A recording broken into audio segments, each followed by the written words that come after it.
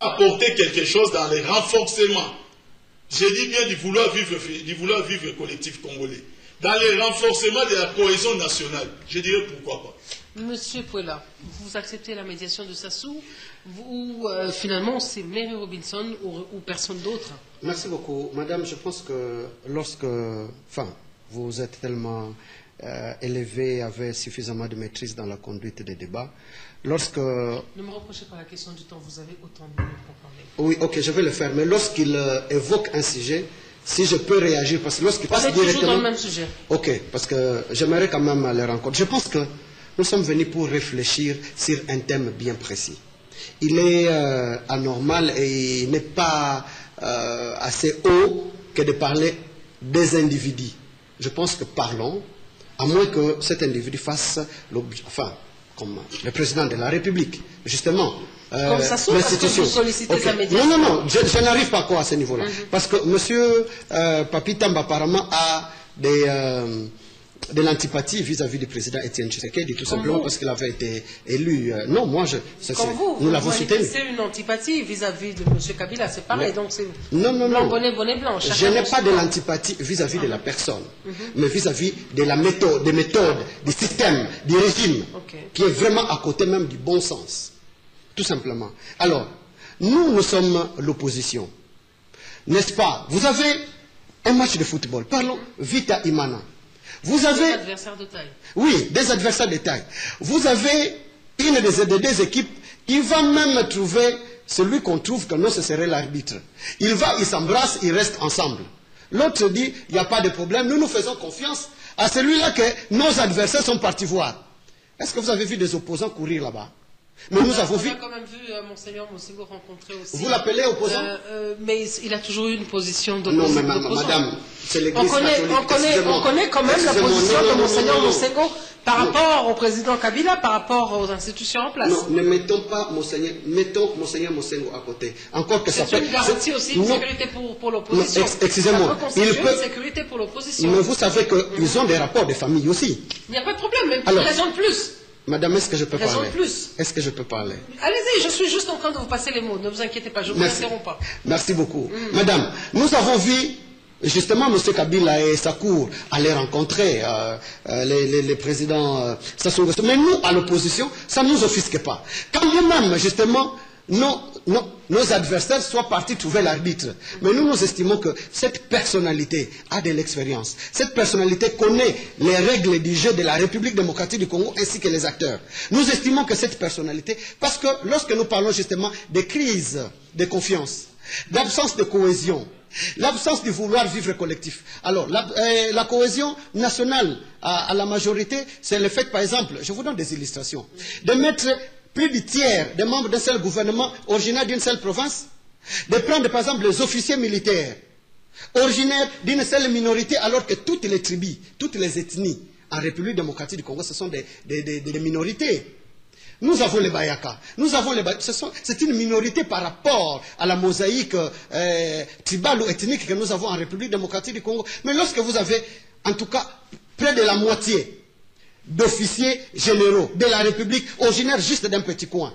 Vous dites ça, c'est la cohésion nationale ou la recherche de cette cohésion? Mais le problème, c'est vous, justement dans ces régimes, parce que nous estimons, nous sommes fiers, encore qu'on nous attribue des intentions que nous n'avons pas. Aujourd'hui, nous sommes fiers de réaliser que lorsque il y a un sursaut d'orgueil de la part, qu'on a confié justement la gestion de cette guerre à des vrais fils de ce pays, parce que nous avons connu des grands officiers formés dans des grandes académies militaires que nous avons.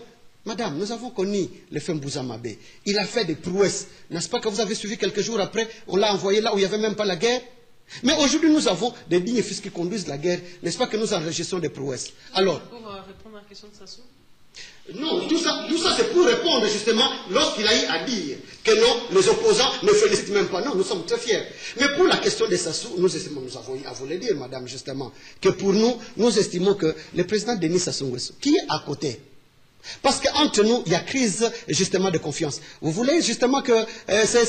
excusez-moi, que le président de l'Assemblée nationale plus kabbalistes ou peut-être les secrétaires généraux révisionnistes devant l'éternel puissent diriger justement la concertation nationale? Ah non, mais madame, de quoi parle-t-on?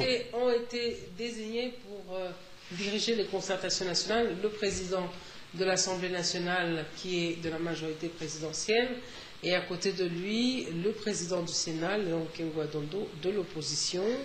Même ça ne vous sécurise Madame, toujours pas. j'ai tellement de respect pour les personnes.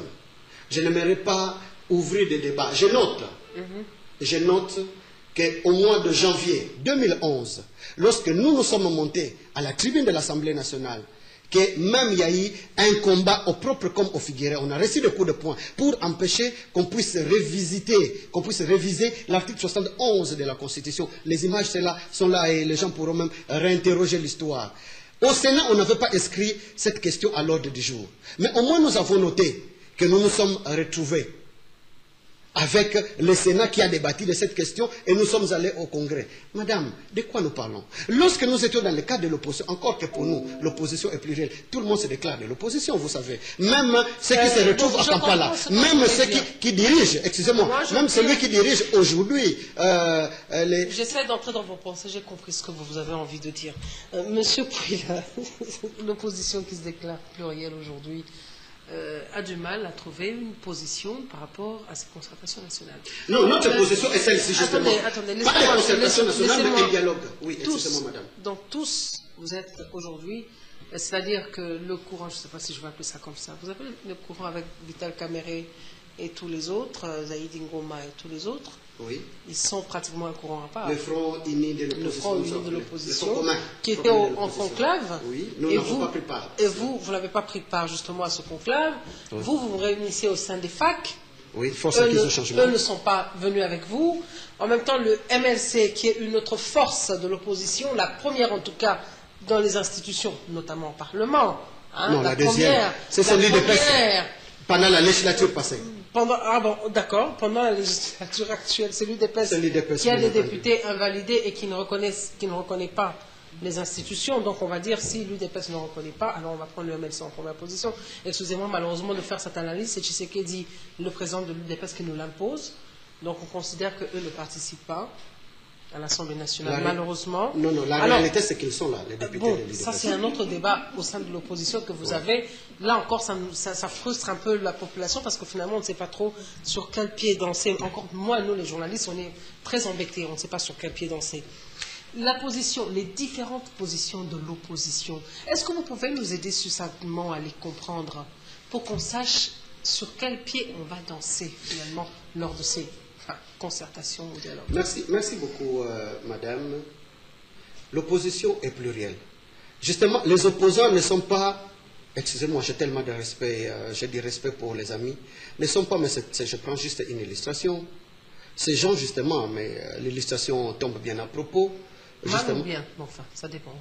Excusez-moi, ne sont pas justement ces invités à une ferme. Et vous savez qu'ils sont généralement, je n'insulte pas, qui vont à la ferme, qu'au coup où lorsque une seule brebis saute, enfin, comme le mouton de Panurge, tout le monde suit, parce qu'on ne réfléchit pas, nous, à l'opposition, nous réfléchissons. Avez-vous appris que les membres de la majorité se sont retrouvés pour réfléchir aussi?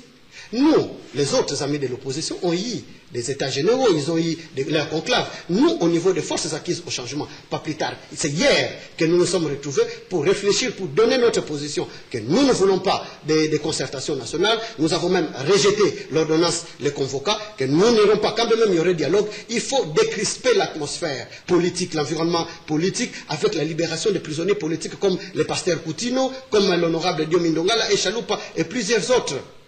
Pour nous, nous ne sommes pas justement ces gens qui ne réfléchissent qu'au nom d'un seul individu. Parce que nous estimons que lorsqu'il y a démocratie, c'est la loi du plus grand nombre qui réfléchit, qui impose la position du plus grand nombre doit être défendue par tout le monde. Est-ce que vous avez réussi, M. Pouila, oui.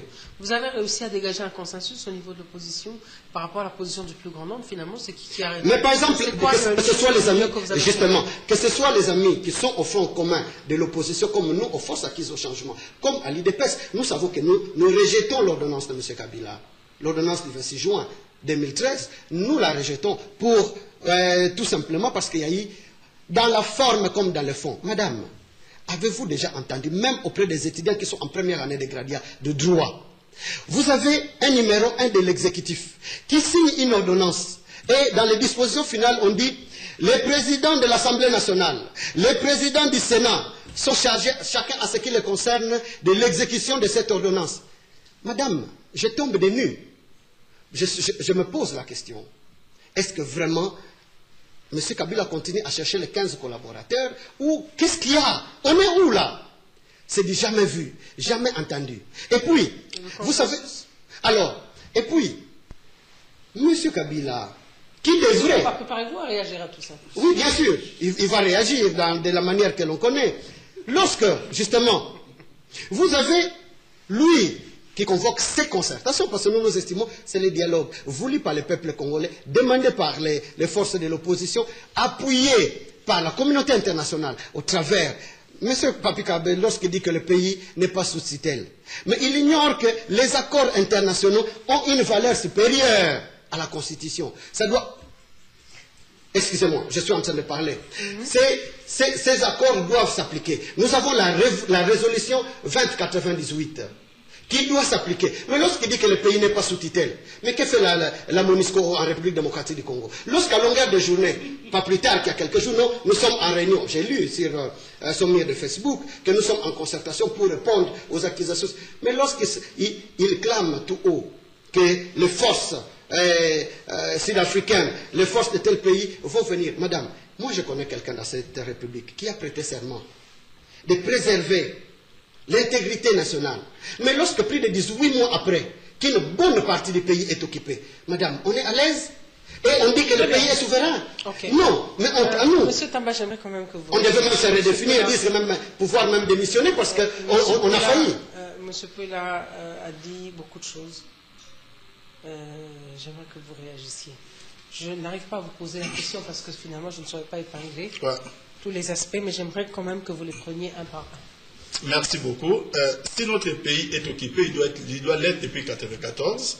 Et je pense que s'il fallait demander la démission, vous devez demander la démission de Mobutu et de tous les différents présidents. Il était déjà parti, monsieur. Monsieur Pouela, un peu de galanterie. Oui.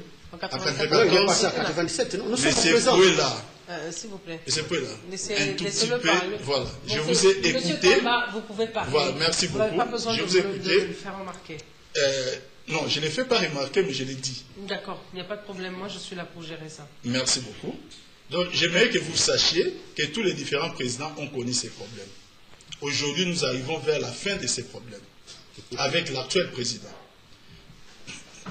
Je pense que lorsque nous faisons la politique, ce n'est pas la peine, je vous l'ai dit tout à l'heure, de faire la politique des ramassis. Aujourd'hui, vous brandissez une œuvre produite par la majorité que vous avez fustigée depuis sa conception jusqu'à l'adoption, la résolution 2098. Ayez un peu de finesse, un peu de fierté pour continuer à garder les mêmes critiques que vous avez émises par le passé, que de faire la politique de chercher maintenant qu'est-ce que nous allons ramasser pour faire l'actualité. Je comprends pourquoi, quand vous dites que vous réfléchissez dans les mauvais laboratoires. Quand on est dans un très bon laboratoire,